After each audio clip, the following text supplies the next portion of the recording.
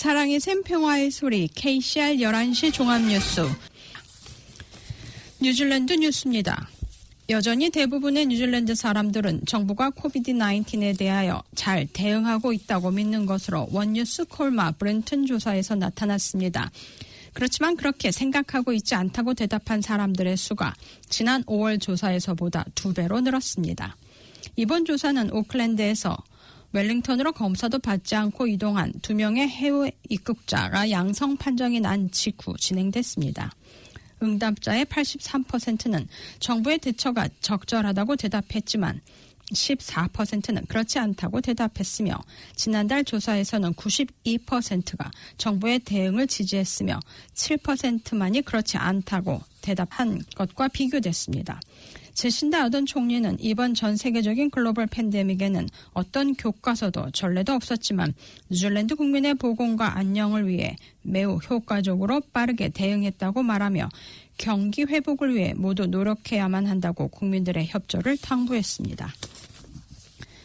담배에 대한 엄격한 수입 규정이 이번 주부터 시행되면서 담배 밀수와 담배세를 도피하는 행위들을 적발하는 데 도움이 될 것으로 기대되고 있습니다.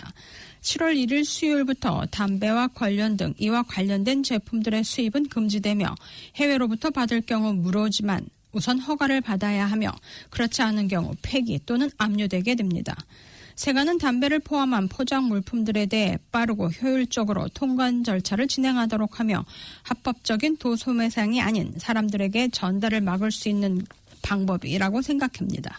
세관 담당 제니 살레사 장관은 해외 우편물 또는 화물을 통해 최근 수년 동안 담배 밀수가 많이 늘어났으며 법적으로 빠져나갈 구멍을 막게 됐다고 말했습니다. 금연단체인 스모크 프리 2025에서도 담배 가격이 금연의 가장 중요한 요인 중에 하나라고 말하며 대환영의 뜻을 표했습니다. 녹색당은 부자세, 웰스 텍스를 도입해서 소득이 없는 사람도 일주일에 최소 $325의 정부 지원을 받을 수 있어야 한다고 제안했습니다.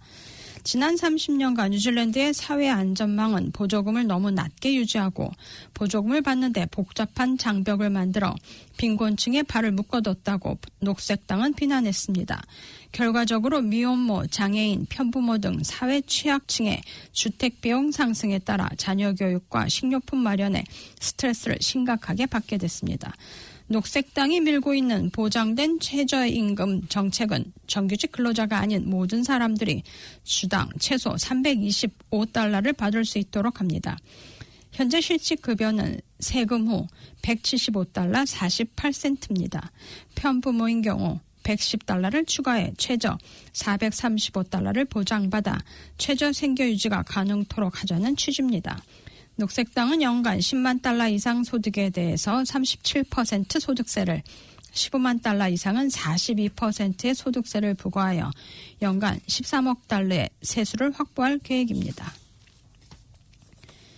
1분기 동안 전체 날짜 중 전면적인 록다운 기간이 6일에 불과했음에도 불구하고 지난 3월 말 분기 국민 총생산 GDP가 전분기 대비 1.6% 하락했습니다. 최근 통계국은 GDP 자료를 발표했는데 이 같은 하락 규모는 세계 금융위기가 촉발됐던 지난 2000년대 후반의 역성장 규모를 능가하는 것으로 근본 코로나19 사태가 경제에 얼마나 큰 파급력을 미치고 있는지 알 수 있게 합니다. 이는 분기 하락폭으로는 지난 1991년 3월 분기에 마이너스 2.4%를 기록한 후 29년 만에 나타난 가장 큰 하락폭입니다.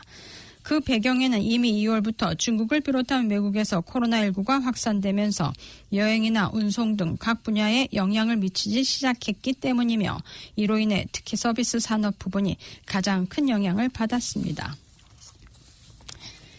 뉴질랜드 대학생들은 유학생이 돌아오기를 바라지만 이미 이곳에 있는 일부 유학생들은 자신들이 착취당하고 있다고 불만을 토로했습니다. 뉴질랜드에 공부를 온 유학생들은 국내 학생보다 약 4-5배가 넘는 학비를 지불하며 매년 $50억 경제적 이익을 가져옵니다. 팬데믹으로 유학생들이 본국으로 돌아가자 대학들의 수입원은 고갈됐습니다. 그랜트 길포드 빅토리아 대학교 부총장은 현재 유학생 등록은 약 10% 정도이지만 점진적으로 상승 중이며 수요는 충분히 있다고 설명했습니다.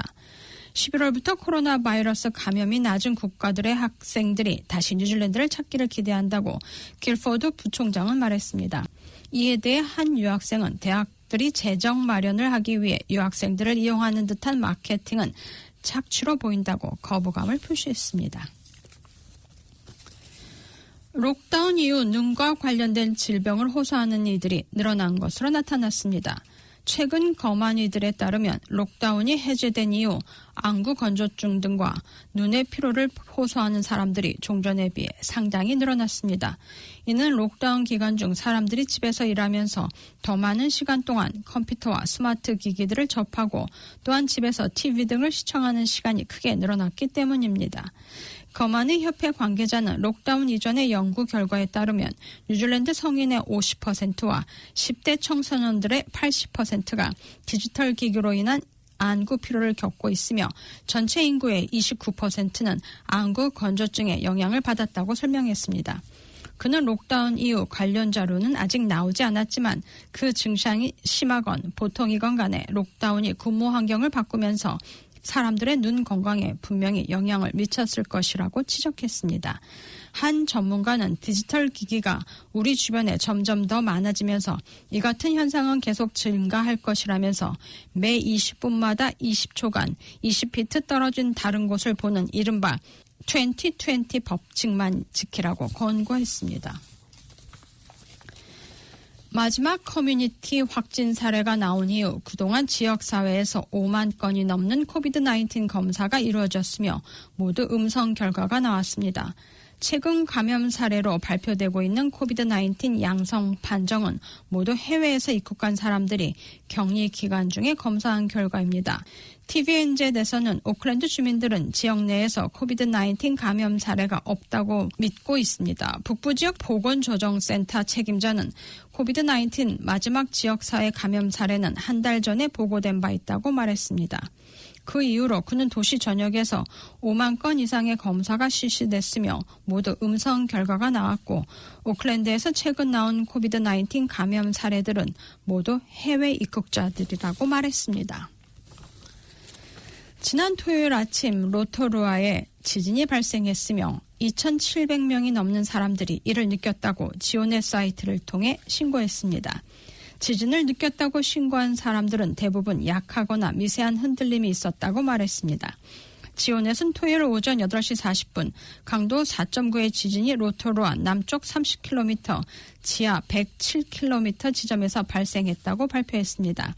오전 6시 46분 넬슨 남서쪽 25km 지점에서의 강도 3.2의 지진과 6시 56분 밀포드 사운드 30km 서쪽 지점에서 강도 4.1의 지진에 이어 토요일 아침에만 3차례의 지진이 있었습니다. 오늘의 환율 정보입니다.